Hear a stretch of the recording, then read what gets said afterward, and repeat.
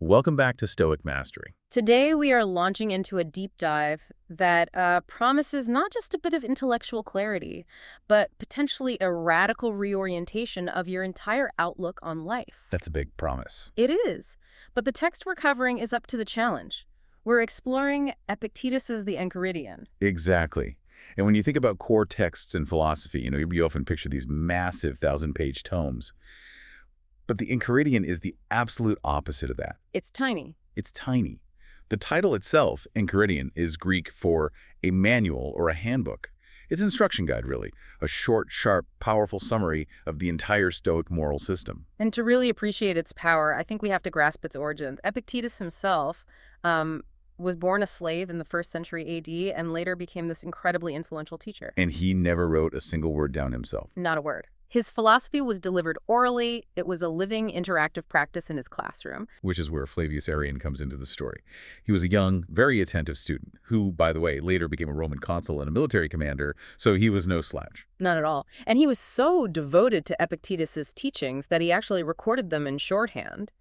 Arrian basically saw Epictetus as a kind of modern-day Stoic Socrates and made it his mission to preserve that wisdom. Right, and his first big compilation was the Discourses, which is the longer, more fluid record of Epictetus, solving specific problems for his students, offering these detailed discussions. But the Enchiridion, that's the distillation. It's the summary of all the basic techniques and ideas, and it's specifically designed to transform intellectual philosophy into a practical, moment-by-moment way of life. Our sources actually refer to it as being intended for the advanced student, or even the combat officer. I love that phrasing. Me too. It tells you everything. It's not philosophy for the armchair. It's philosophy for the battlefield of daily life.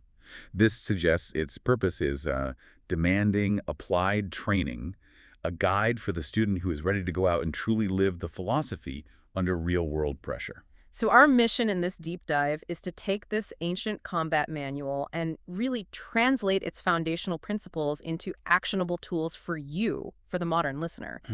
We want to show how this text provides what you might call the ultimate shortcut to freedom. And it all starts with its core revolutionary concept right there in Section 1. What if the entire secret to an unhindered, peaceful life was simply knowing where to place your energy? That's the hook. The ability to instantly divide reality into two and only two camps. So this foundational doctrine, the mechanism that really all of Epictetus's later teaching rests on, is the dichotomy of control.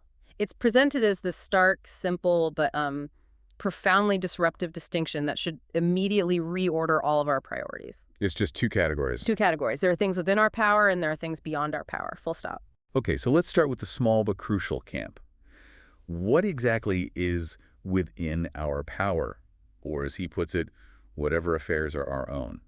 Epictetus names 4 core items, and they all relate to our internal operating system, the software running in our heads. Okay.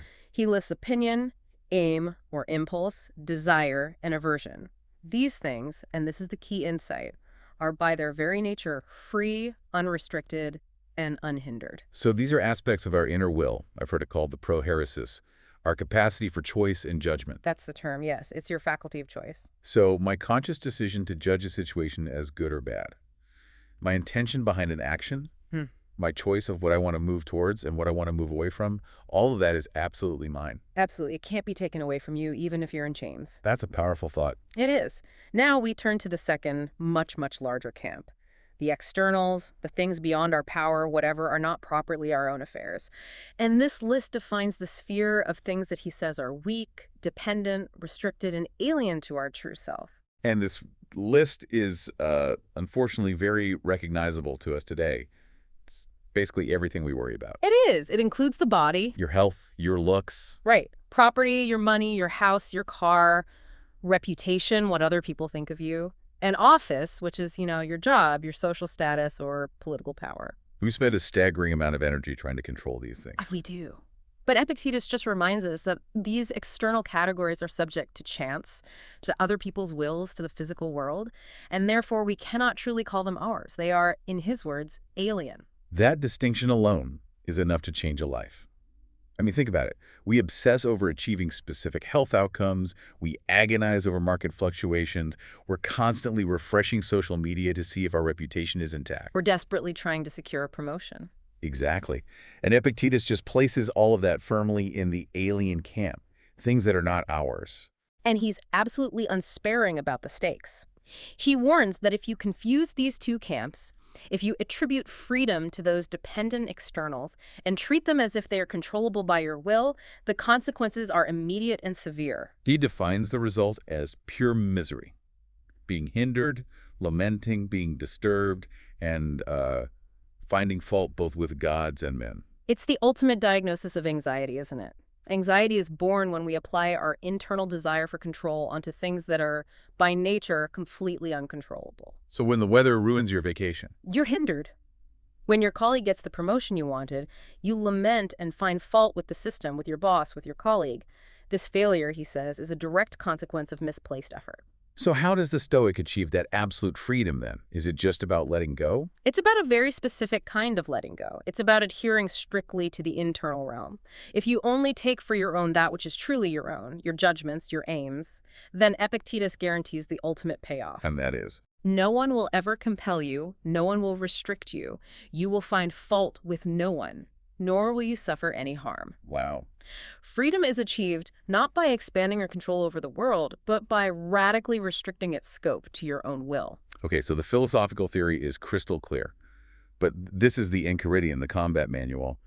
How does he tell us to apply this in the heat of the moment, when you're actually feeling that anxiety? It starts with a very specific first action plan, meeting every unpleasing semblance. The semblance, so that's like an appearance, an impression. Exactly. It's that initial knee-jerk reaction that arises from an event. For example, your boss criticizes your work in a meeting. The semblance is, I am a failure, I'm worthless, my job is in danger. That initial emotional, often catastrophic judgment that just floods your brain. Yes, and Epictetus's command is to meet that semblance head-on with this realization. You are but a semblance and by no means the real thing. You have to create a space and tell yourself that this feeling of failure is just an appearance, not a necessary truth about the event itself. It's a process of, like, internal triage. The immediate test for any event is, does this concern things within my power or things that are not? Precisely. If that criticism from your boss concerns the loss of reputation, which is an external, or the potential loss of income, which is property, another external, the command is firm. Be prepared to say that it is nothing to you. Now that sounds cold. It doesn't mean you don't care about doing a good job or losing your income, right? No, of course not. It means you recognize that the final outcome, what your boss thinks, whether you keep your job, is ultimately alien to your will. It's external. Therefore, it should not be allowed to disturb your inner peace, your core self. This moves us perfectly into section 2, which deals with how we have to retrain the twin engines of our internal energy, desire and aversion. Right. If our internal power is supreme, why not just, desire all the good things and reject all the bad things? Seems logical. But desire and aversion are incredibly potent, and they're dangerous when they're misapplied to externals. Epictetus is very specific about the danger of desire. Desire demands attainment. It creates an expectation. Okay. So if the object of your desire is external, say, a specific job promotion, and that attainment fails, the result is automatic disappointment and disturbance. You have failed to obtain something you declared was necessary for your happiness. The trap is set the moment you define happiness based on an external condition. You've got it. And the exact same logic applies to aversion. If you shun or try to avoid things like sickness or death or poverty, all of which are, inevitable universal externals, you are setting yourself up for wretchedness. Because they're going to happen. Of course. So when the flu hits or when market forces wipe out your savings, you suffer twice. Once from the external event itself, and again from the realization that you failed to avoid the thing you had declared intolerable. So what is the Stoic corrective here? It sounds almost nihilistic if we're told not to desire or avoid anything at all. The solution is radical, but it's very targeted. First, he says, remove aversion entirely from things outside your power. We have to stop fighting the inevitable course of nature, of fate, of other people's decisions. Okay, so stop trying to avoid what you can't control. And what about desire? For the advanced student, he says, you should restrain desire altogether for a time, only applying it to what he calls legitimate objects of desire. Which, by definition, must be internal things. Can you give an example of what these legitimate objects are? Sure. Things like improving your own judgment, strengthening your will, refining your capacity for virtuous choice, making sure your intentions are always correct and rational. So instead of desiring the outcome of a difficult conversation, say, with a family member. You would desire only to conduct yourself with honesty, patience, and clarity during that conversation. The attainment of that desire is always within your power, regardless of how the other person reacts. That really clarifies the distinction between setting a goal and setting an intention. The goal, the outcome, is external. The intention, how you act, is internal. Precisely.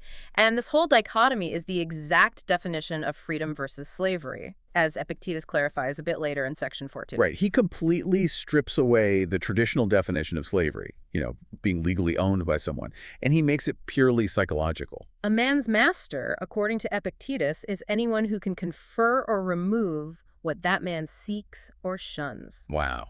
So if I desperately seek the approval of my colleagues. They are your masters. If you shun the loss of your reputation online, then the opinions of strangers on the internet control you. You have voluntarily handed them the leash, regardless of your legal status as a free person. So the former slave is now teaching Roman citizens that they are, in fact, the real slaves if their focus is on externals. It's the ultimate intellectual reversal. To be truly free, you must wish for nothing and decline nothing that depends on other people. If you fail to do this, he says, else he must necessarily be a slave. So freedom, for Epictetus, isn't a political right. No, it's a meticulously maintained internal state defined entirely by the contents of your own will.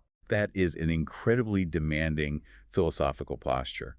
And I think that brings us to why this small, unassuming manual had such an immense, almost unbelievable impact on history when it was rediscovered centuries later.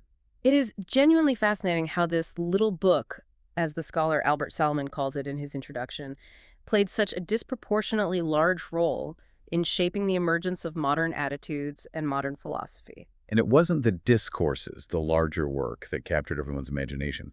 It was this concise, prescriptive, almost pocket-sized manual. Why do you think that was? Well, Salomon suggests it was the perfect text for a new kind of individual who was emerging in the 16th and 17th centuries. Once it was translated into vernacular languages out of Latin and Greek, it became a bestseller among a very specific group of people. Who are they? Independent intellectuals, philosophers of a more subjective cast, and often those who were anti-Christian, or at least looking for a secular moral foundation outside of the church. It resonated with people striving for intellectual independence.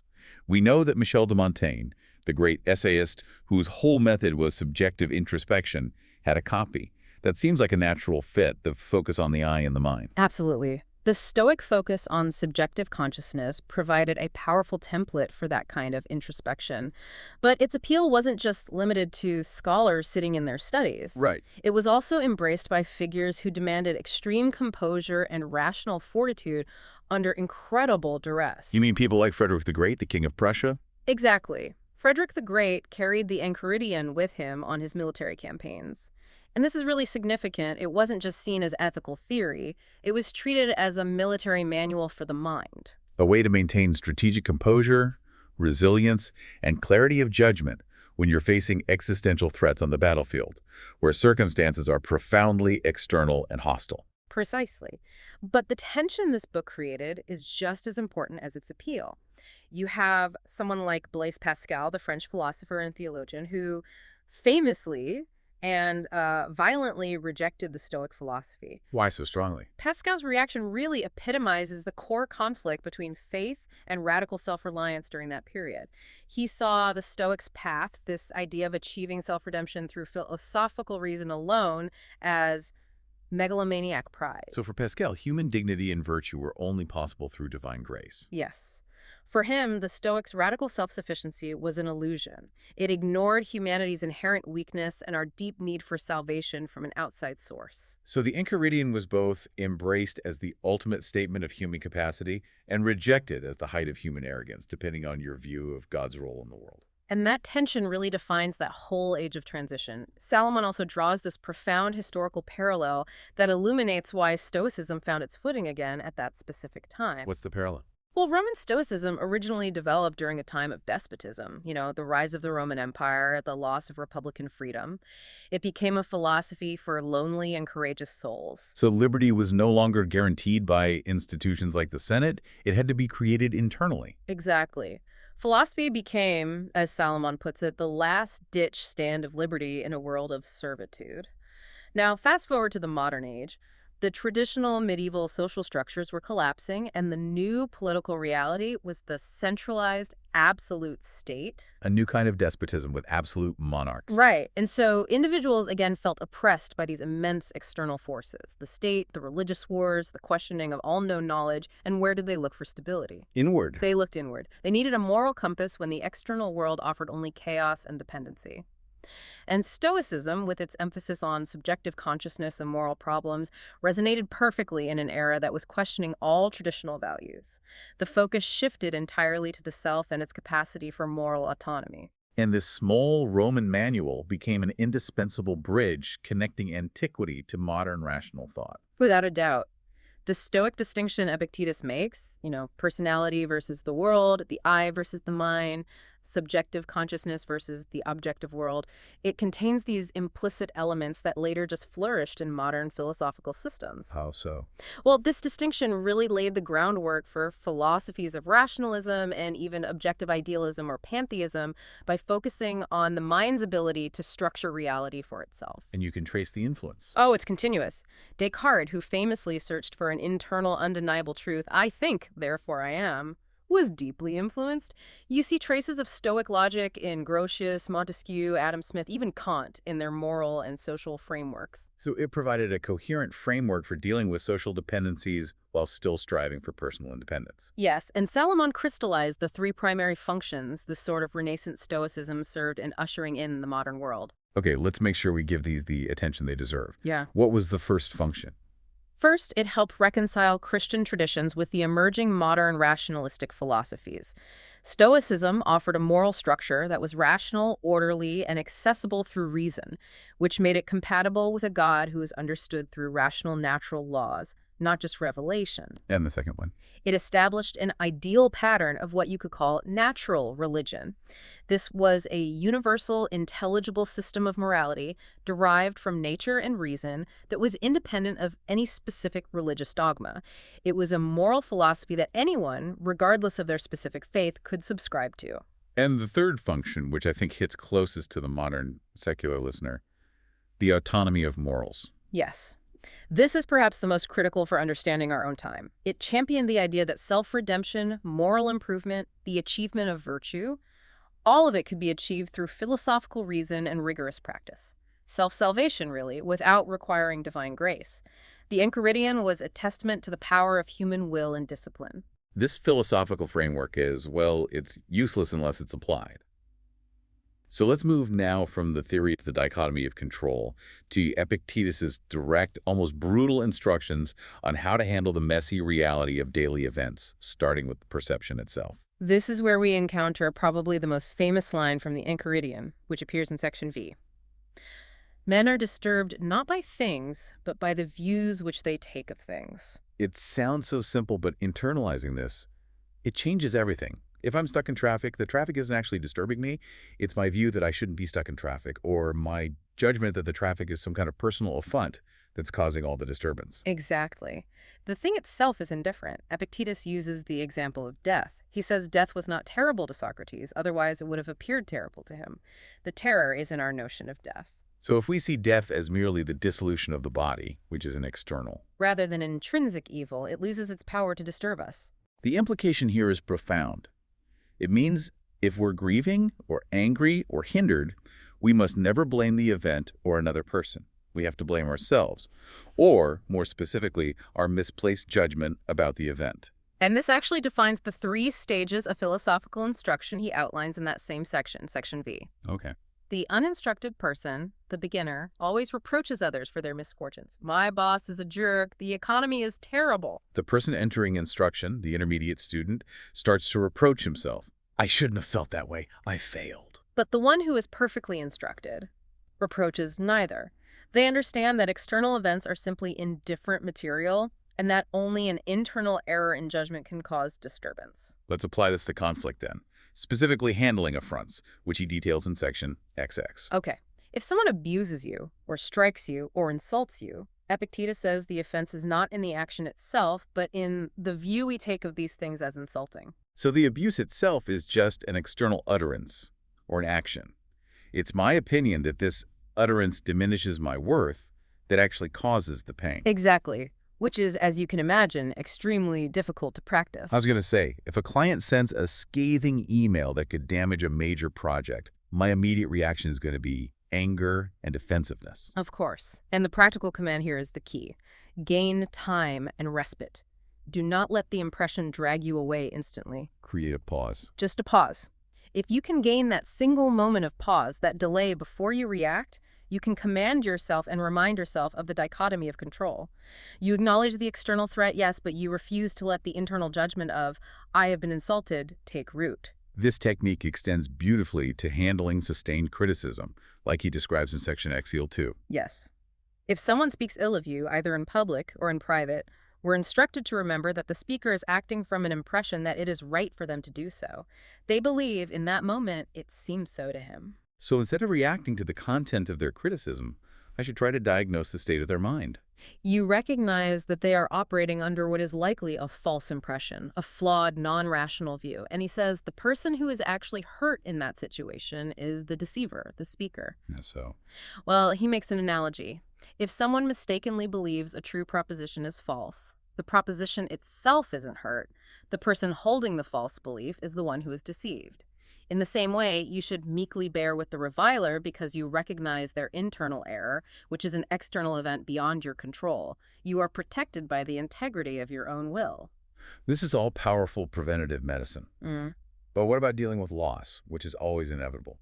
This is where Epictetus gives us the technique of premeditation, often called premeditatio malorum. Right. In sections 3 and 11, premeditation is like an emotional vaccination with things that give us great delight. A favorite valuable item, a child, a spouse. We must consciously remind ourselves of its mortal, temporal nature. It sounds so harsh to remind myself that my child is mortal. But I guess the point is simply the acceptance of reality. It is realism, not pessimism. If you embrace a favorite cup, he says, remind yourself that it is just a cup, that it's subject to breaking. If it breaks, you can bear it without disturbance because you had already accepted that possibility. And if you embrace your child or your spouse, You remind yourself that you embrace a mortal. When they die, you will remember you embraced a mortal being, not something eternal that was promised to you. and this acceptance allows for that radical reframing of loss in section 11. We're instructed never to say, I have lost it, but instead, I've restored it. This is a cornerstone of Stoic coping.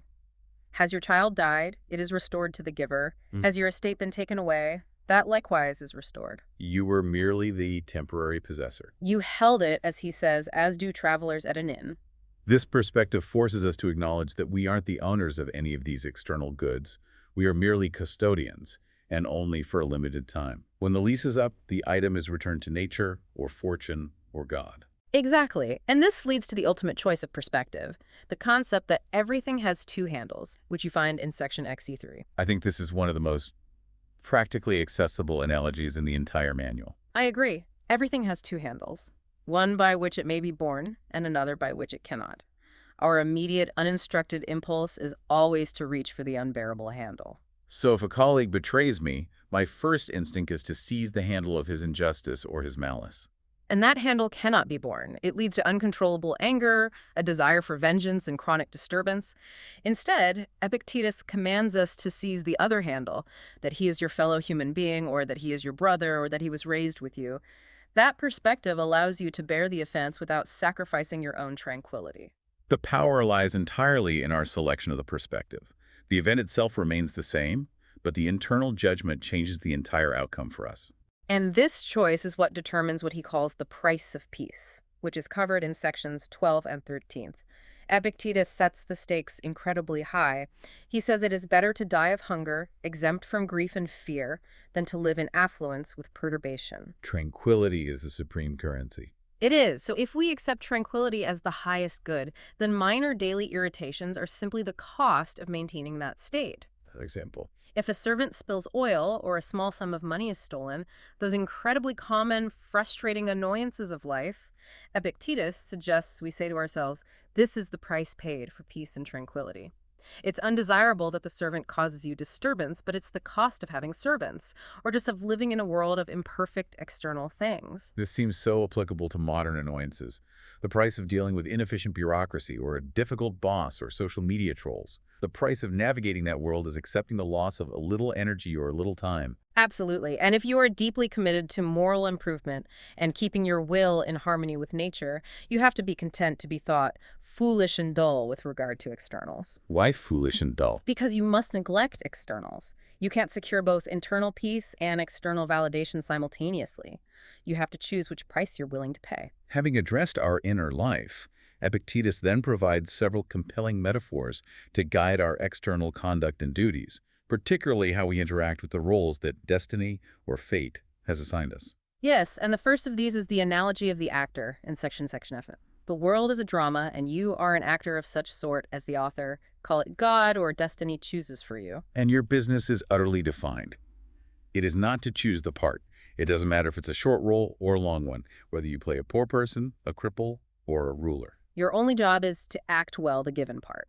The selection of the role, he says, belongs to another. This removes the entire psychological burden of wishing for a different life. If I'm in a job I don't love, or if I'm facing a chronic illness, my task is not to lament the role, but to focus all my controllable energy on performing that role with excellence and with virtue. It's total acceptance of circumstance. The energy we usually spend resisting our circumstances is instead poured into perfecting our response to them. This connects directly to that Roman Stoic formula that defines the commitment required. Vivere militare. Life is being a soldier. Life is being a soldier. The advanced Stoic is the combat officer, ready for the rigors of philosophical duty. Which brings us to that demanding analogy of the combat officer and the athlete in section 69. Before you start any grand endeavor like training for the Olympic Games or seeking to become a philosopher, you have to consider what precedes it and what follows it. The commitment has to be holistic. To win at the Olympic Games, you have to submit to strict rules. Diet, refraining from certain pleasures, exercising at stated times regardless of the weather, giving yourself up completely to a trainer. And accepting the very real possibility of injury and defeat. Exactly. Philosophy, Epictetus argues, demands an even greater conformity and even stricter discipline. What does that discipline look like? If you wish to be a philosopher, he says, you must watch, you must labor, you must conquer your appetites, you must quit acquaintances who distract you, you must be prepared to be despised by the masses, and you must be laughed at. You have to accept coming off worse than others in securing offices and honors. So if you part with all those externals, the social approval, the easy life, the indulgences, what do you purchase with that price? Serenity, freedom, and tranquility. But Epictetus warns very strongly against the danger of mimicry, trying to be a philosopher one day and then immediately chasing social standing the next. He says you can't be like children who play at being a wrestler, then a gladiator, then an orator. You have to choose one path. His words are, you must be one man, either good or bad. You must choose to cultivate either your own reason, your inner will, or you must focus on externals. If you try to do both, you will succeed at neither. And this steadfastness informs his view on social conduct and duty, which he outlines in section XXX. Duties are measured by relations. Father, brother, citizen, commander. We all have these roles to play. And the core Stoic move here is to divorce your duty from the competence or the virtue of the other party. If your brother acts unjustly toward you, your duty is not defined by his injustice. It's defined by your obligation to preserve your own just relation toward him. So your job is to keep your own will rational and conformable to nature, regardless of what the external agent, the other person, does. Precisely. So if I'm leading a team and a subordinate fails badly, my duty is not to lash out in anger or to judge them based on my frustration. My duty is to maintain my own character as a just, rational commander and to act from that principle. The other person's error is external to your will. Your response is fully within it. And this clarifies the philosopher's duty to his country, which is discussed in section XD4. Right. A country is not assisted by building porticos or baths. Those are just externals. The true assistance, he says, is providing another faithful and honorable citizen. If you preserve your own honor and fidelity, you are not useless to your country. In fact, he turns it around. He says if you seek to be useful to your country by chasing external offices or wealth, and in the process you lose your honor and integrity, then you have become faithless and shameless. How can a corrupt man serve a virtuous society? It's a powerful counterpoint to a lot of modern political pressure. Epictetus is saying the greatest service you can provide is maintaining your personal character. And this principle extends to all forms of social striving and competition, like seeking an office or social courtesies in section XXC. If other people are preferred before you in status, you have to remember that these external goods are sold. There's a price attached to obtaining them. And what is that price, often? Flattery, attending a rich man's door, bearing the insolence of his lackeys. These are the humiliating acts often required to secure the external reward. And if you're unwilling to pay that social price, Epictetus says, you have absolutely no right to complain that you don't receive the goods. He uses that great analogy of the lettuce. If lettuces are sold for a small coin, an obulus, and another person pays the obulus and takes the lettuces, you've gained the obulus by not paying it, while they've gained the lettuces. You both have something. And in the case of the preferred office, your reward for not paying the price of flattery is not to praise him whom you do not like to praise, not to bear the insolence of his lackeys. Your reward is the preservation of your self-respect and your freedom from these unpleasant social obligations. So you traded the office for internal tranquility, which to a Stoic is a far superior commodity. Absolutely. And this whole idea of moderate, non-attached interaction with externals is just beautifully summarized by the banquet analogy in section XV. Love this one. The banquet represents all the goods of life. Children, a spouse, an office, riches. If a dish is brought round to you, you should take a moderate share. If it passes by you, don't stop it and cling to it. And if it has not yet come to your place at the table, just wait patiently for its turn. The lesson is moderation, patience, and non-attachment, especially regarding things that are external and only temporarily available to us. By modeling this proper interaction, not yearning for things that are absent, not grieving for things that have passed, he says you show yourself worthy to feast with the gods. And if you're capable of foregoing even the things set before you, you are worthy to rule with them also. And he cites Diogenes and Heraclitus as examples. This equates self-control with a kind of divine, self-sufficient quality. We've journeyed from the theoretical foundation of the dichotomy of control through the immense historical impact of this manual, and finally to the practical application of Stoic wisdom in daily life. Let's conclude by looking at how Epictetus structured the entire philosophical endeavor itself. Section LI is a crucial reminder for anyone who loves to read philosophy but struggles to actually implement it. It outlines the 3 topics of philosophy, and it prioritizes action over intellectual mastery. Okay, so what is the most necessary topic? The first and most necessary topic is the practical application of principles, the action itself. For example, we ought not to lie. He says this is where the student's focus should rest. It's the doing of the thing. And the second and third topics. The second is demonstrations. Why it is that we ought not to lie. This involves reasoning and logic to support the action. The third is logical connection, which gives strength to the other 2. Why this is a demonstration. This is the complex logic of consequence, contradiction, truth, and falsehood, pure intellectual debate. And Epictetus points out the common error of the untrained, what you could call the academic trap. Yes. The error is spending all their time and diligence on the third topic, the logic, the definitions, the complex argumentation, while entirely neglecting the first topic, action. So they become brilliant at debating why lying is wrong, even while they themselves are habitual liars. They have all the vocabulary but none of the character. The ultimate purpose of philosophy is not knowing, but being. It's the practical application of the knowledge that makes you unhindered, not the ability to win an argument about it. This brings us to the final, powerful call to action in Section L. You must abide by your chosen rules as if they were inviolable laws. There can be no delay in self-reformation. You cannot procrastinate this transformation. He warns that if you delay self-reformation day after day, you will insensibly continue to accomplish nothing, and, living and dying, remain a vulgar mind.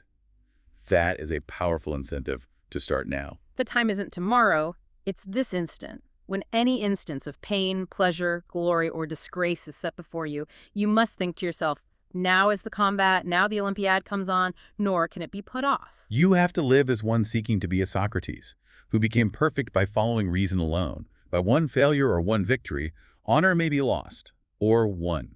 And the preparation for this daily combat is the final essential practice Epictetus prescribes in section XD1, constant premeditation of the worst externals. Let death and exile and all things that appear terrible be daily before your eyes, especially death. This isn't morbid. No, it's clarifying. It's preventative medicine against panic and desire. Because if I accept death and exile as possibilities that are external and beyond my control, I cannot be threatened by them.